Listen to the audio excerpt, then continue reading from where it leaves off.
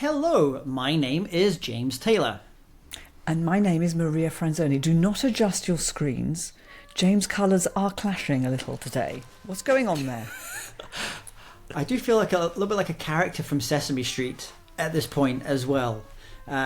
Yes. This was someone that bought this for me, so I'm probably, this is the one and only time you'll actually see this me wearing this on screen as well. So thank you, viewers. You have not joined a new episode of Sesame Street. You are in fact watching or listening to the SpeakersU Podcast. So Maria, good to see you again. What's been happening in your week?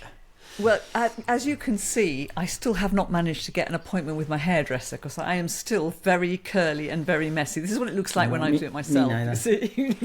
But there is hope. I actually have an appointment next Friday. I'm so excited. I shall be coiffed and beautiful again. So yeah, it's busy, James. I think it's that time of year, isn't it, really? Yeah. How about you? This is peak season.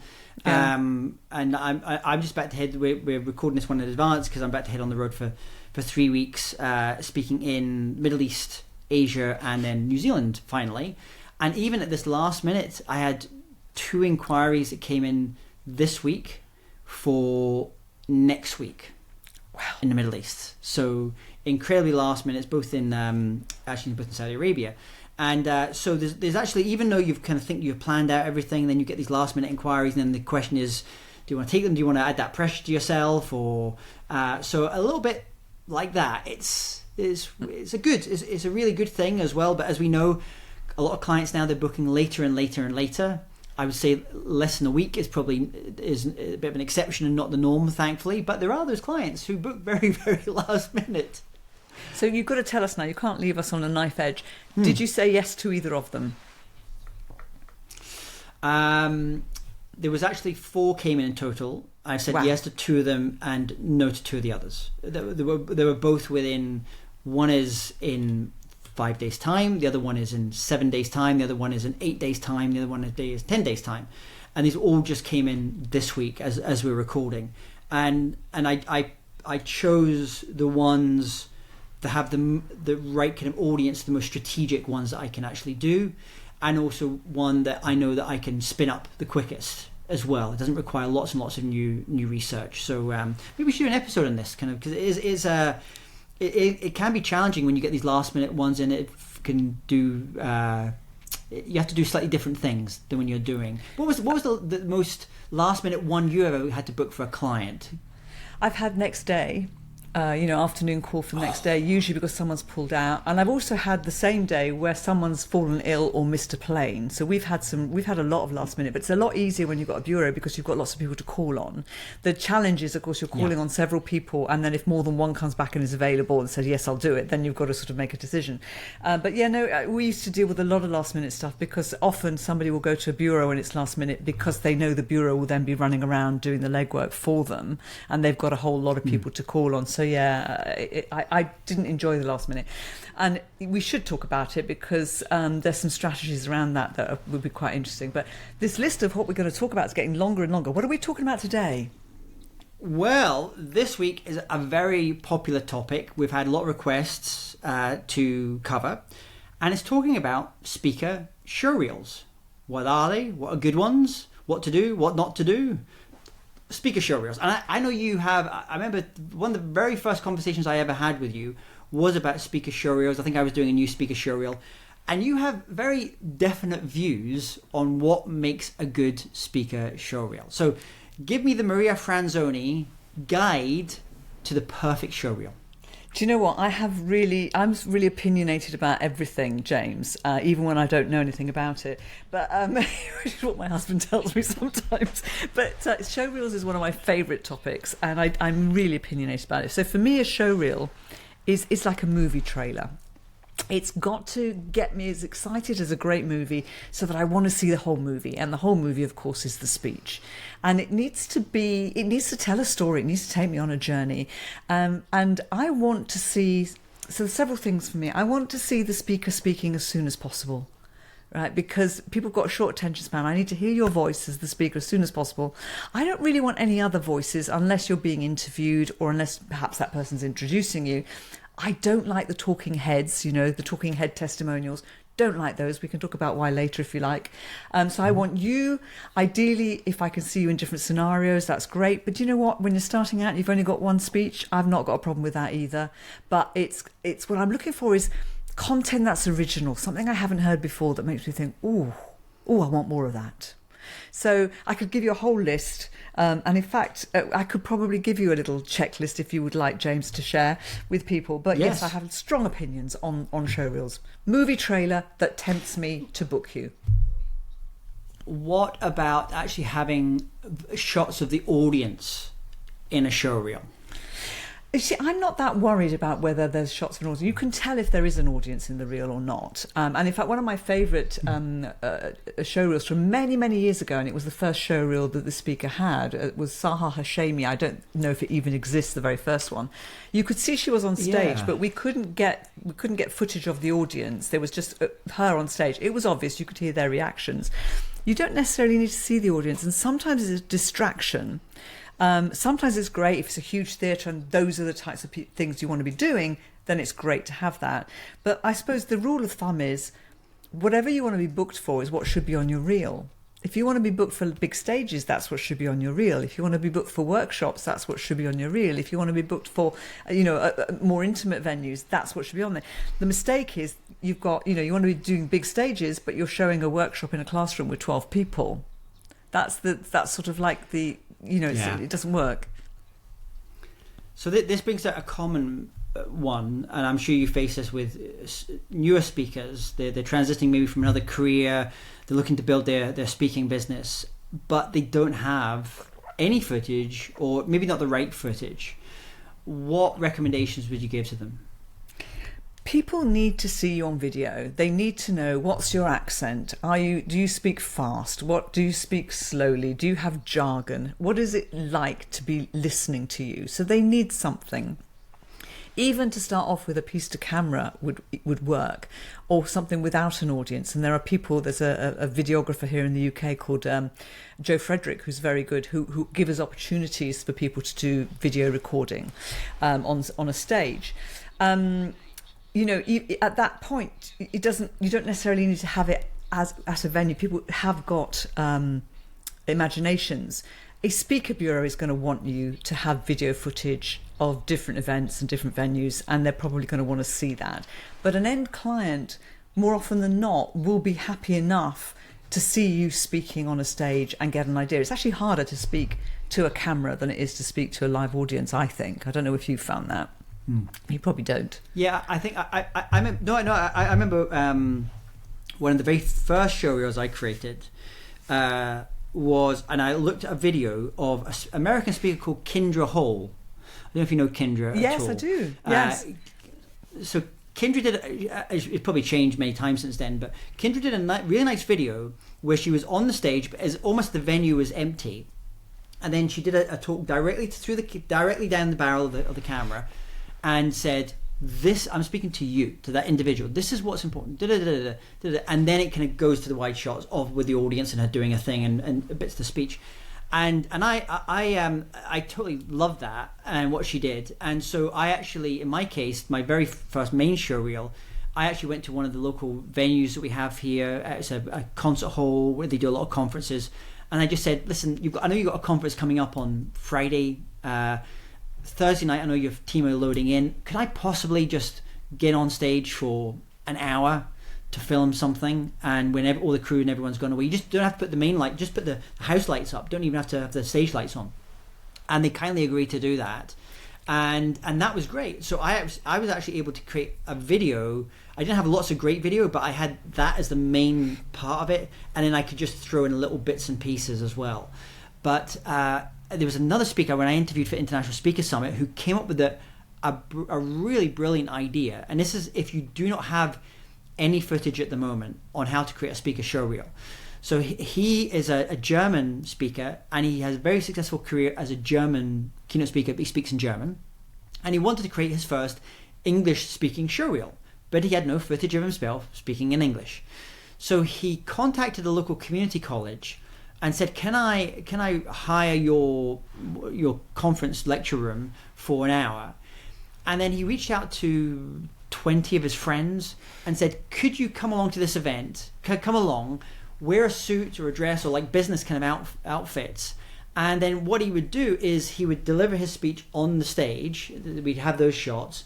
And then they would basically put all of his 20 people into one part of the auditorium, and then they would film a shot over the shoulder, looking at this audience. And this is the room is empty, and it's just like his 20 friends that are in there as well.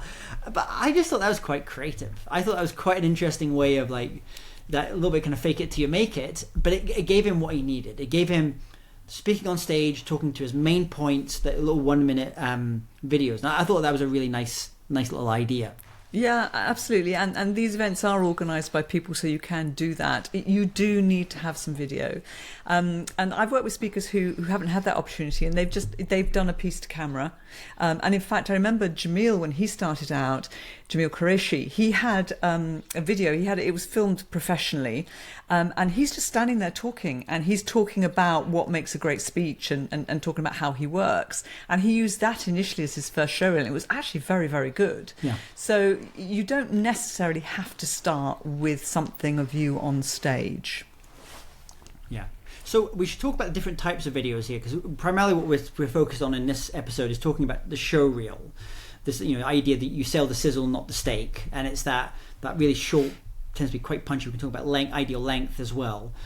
But then in addition to that, you probably have an actual full video, 60-minute video of you giving a presentation. And I know in my case, I have another video as well, which is just like Jamil has, is like, this is how I work with clients. This is what I think makes a perfect keynote speech. This is the experience of working with me if we're going to work together. And they're all trying to do different things as well. Any thoughts on that? Maybe that longer video. So you've sold the sizzle, not the steak initially. Clients interested in the show reel, but then they say, "But I'd like to see a full video of you speaking at an event." Any thoughts on that? Yeah, no, I think it's a really good idea to have that. I wouldn't have it necessarily on your website or on your YouTube. You don't want anybody taking it and copying it, James, as has happened to you. So you probably want to share it when people ask or when people inquire and say if you want to see a full speech.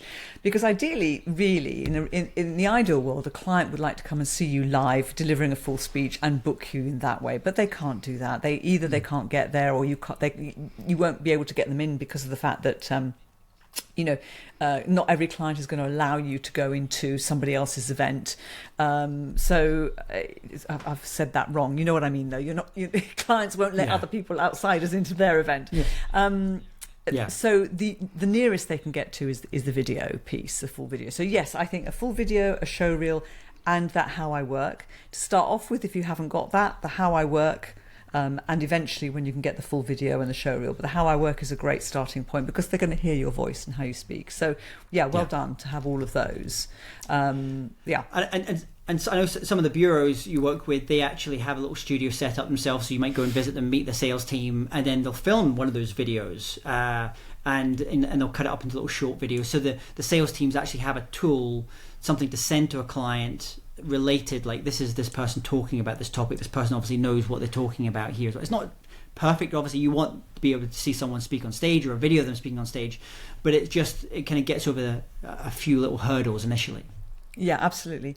I'd love to share some my current 3 favourite videos, if that's okay with you. Yeah, absolutely. Is that all right? You're going to go and watch these now, aren't you? I say current because it's a moving target. But this particular one, the first one, my ultimate favourite show reel, which has been around for a while, and I know he's going to update it, and I'm going to cry when he does because it's so good. This is Andrew Davis. And he's a marketing speaker. He's a very good marketing speaker, worth following, great content. And he also is speaking about AI, of course, in relation to marketing these days. His showreel, what's brilliant about his showreel is that within 45 seconds you've booked him. And I tested this out. I've sent this to speaker bureaus when I first saw it, and I said, this guy's not on your roster. Would you add him onto your roster based on this reel? And they all said yes. And here's what he does. Yeah. Immediately he shows you his personality. And if you watch it straight away, before he even opens his mouth, you've got his personality. He then talks outcomes. Before he does anything else, he's talking to camera and he's talking outcomes. He's actually saying everything that a booker has in their head about what they want as a result of this speech. And it's like, yeah, you've got me. Then he teases you with a piece from stage. So you see him on a stage speaking, and he tells you something on stage, and it's content. I guarantee you will never have heard this story. You'll never have heard this concept. Everybody I've shown it to, I didn't know about this, didn't know about this. And so because he teases that, you're probably going to want to watch the end so you hear the end of that story. But then what he does is he then has testimonial on the screen. Testimonial. I think there's 5 come up. And then a list of the brands. That's to the 45-second point. By that point, you're done. You're sold. You know, I've already booked him. Brilliant. So that's my all-time favourite one. And it's particularly because he's starting with outcomes, which is so important. You know, this is what people are buying. And that's probably, these are probably 3 different price points, and these speakers are at 3 different price points. So that's probably the most expensive one if you look at it in terms of production value. The next one is a fairly new one, and it's fantastic. And this is probably one of the most booked speakers. He was the most booked speaker for many years at London Speaker Bureau. I don't know if he still is, but this is James Kerr. That's Kerr. So if you go onto London Speaker Bureau website, you'll be able to see it. And he speaks about performance and speaks about legacy. And what I love about this video is it's black and white, James. It's like, hang on, this is not what you would normally do, right? And it has a mood to it, and it has a whole feel to it. And there's a lot of James on stage, but it has a whole mood and feel to it that I've not seen, and it works beautifully.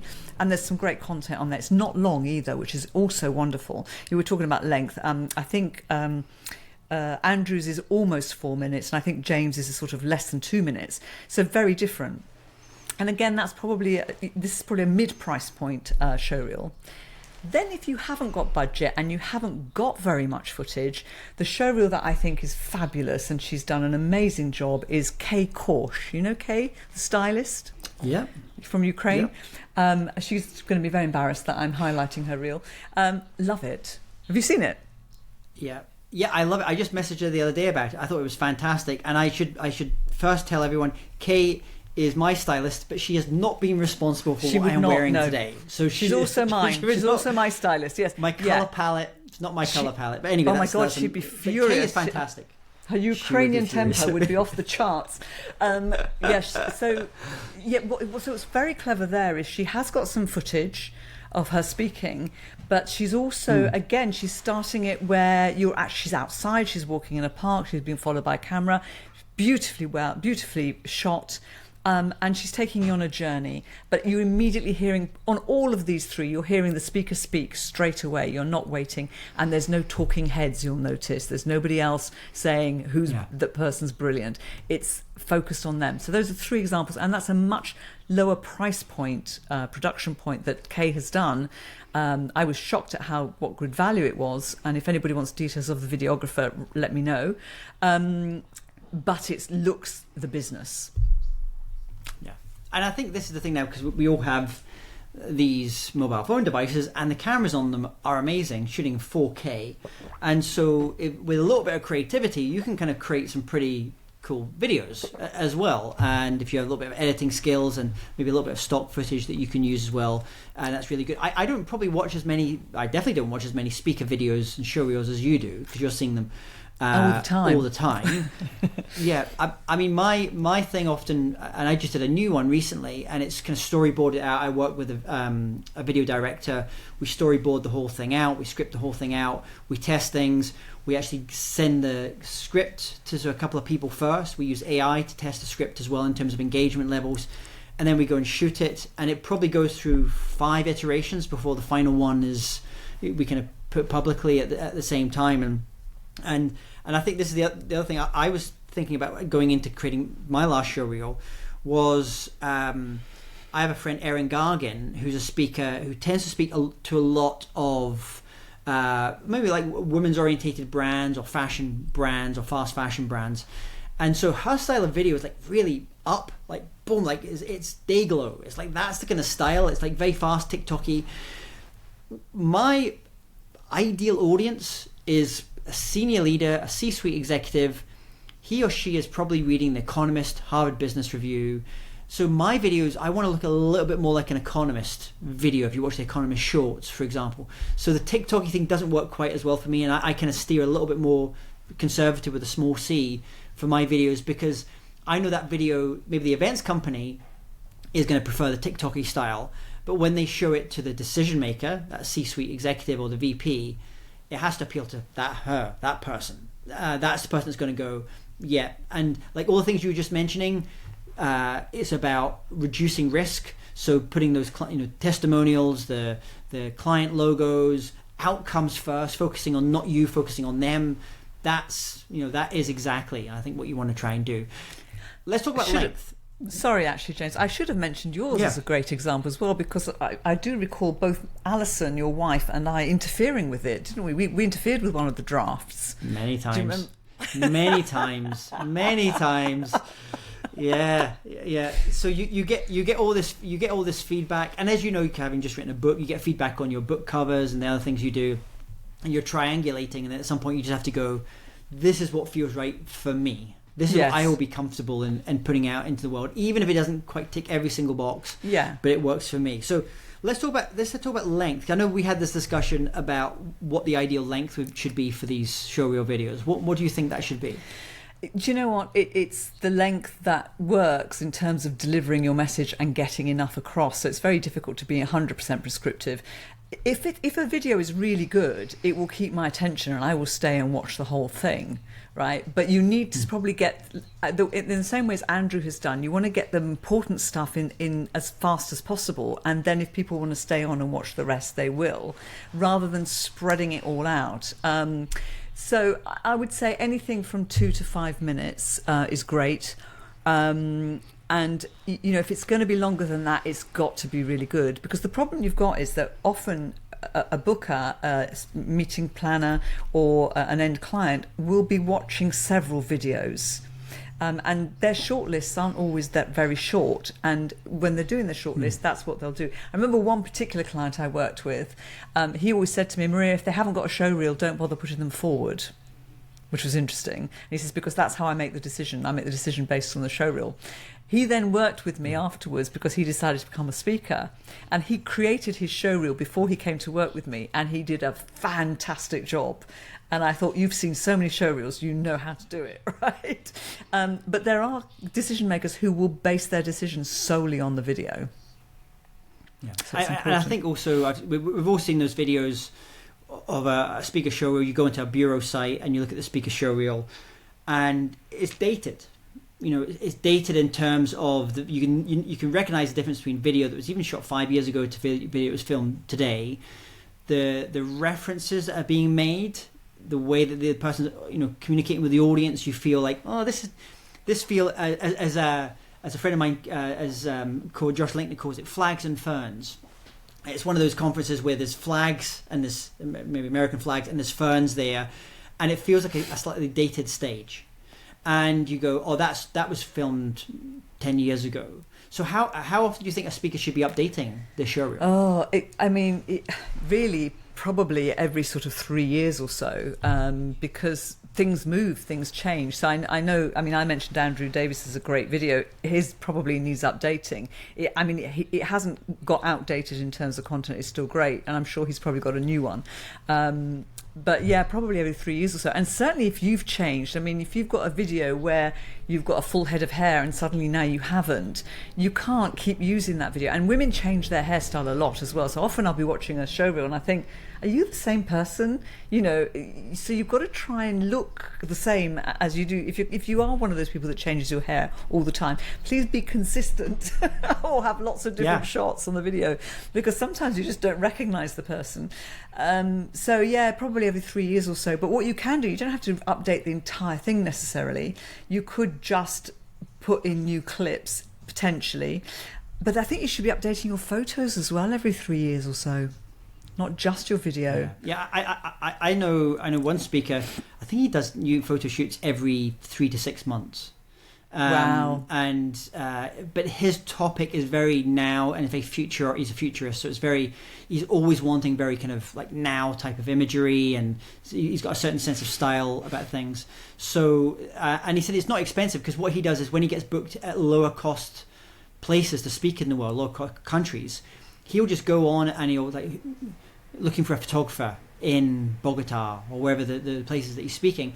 And he said you get really great. And he said the other nice thing about that is then when clients send you inquiries from a particular country, let's say Colombia as an example, you've got a photo of you actually there, like actual, and it really shows you are there as well. And so I've used this before. I did a whole video for Dubai keynote speaker where it's just me in Dubai, like, you know, the Burj Khalifa behind me, all that photography is there. And I know that has won me business because people think, well, he's in this market, he knows this market, he understands the challenges in this market. It just makes you a little bit more relevant. I know you've made an offer that we're going to do in a future episodes that we are going to review, not going to review, but give our thoughts on other speakers' showreels. So we're going to be nice here. It's not going to be like a nasty Dragon's Den or American Idol type. Maybe American Idol is not the perfect example, but what's a good example? Like a positive example. We're going to stay stern. I'm going to have to stay quiet if you've got to be nice about it. No, we'd be very happy to give you feedback if somebody wants to submit their video, and we'll give you feedback, especially if it's a draft. If it's done and dusted, you might not want our feedback, but otherwise we'd be very happy to do it. Yes. Yeah, so if you are a speaker, new speaker or very experienced speaker, and you're wanting to get feedback on your speaker showreel, email hello@speakersu.com. Just put the URL. It needs to be a public video, ideally like a YouTube link, or if it's a Vimeo link or somewhere else. And then what we will do, and we'll do this in an episode where we'll actually show your video, so you're going to be able to be seen by quite a lot of other speakers and meeting planners and bureaus, because a lot of them watch the show.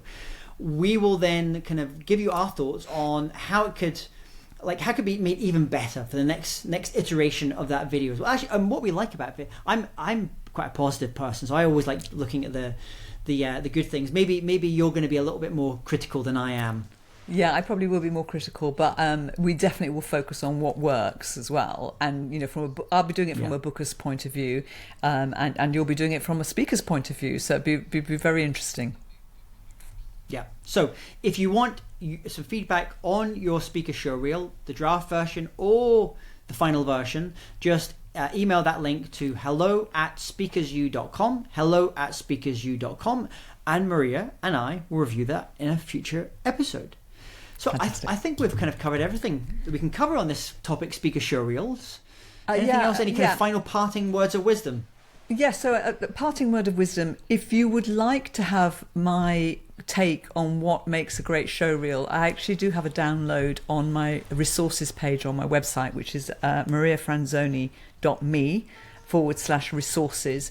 There's several resources there. You get the whole bundle, but one of those is specifically about showreels if you want to have go a bit more into depth with that. My recipe for a good showreel. Fantastic. We'll put that link here on the show notes as well. So from me, James Taylor.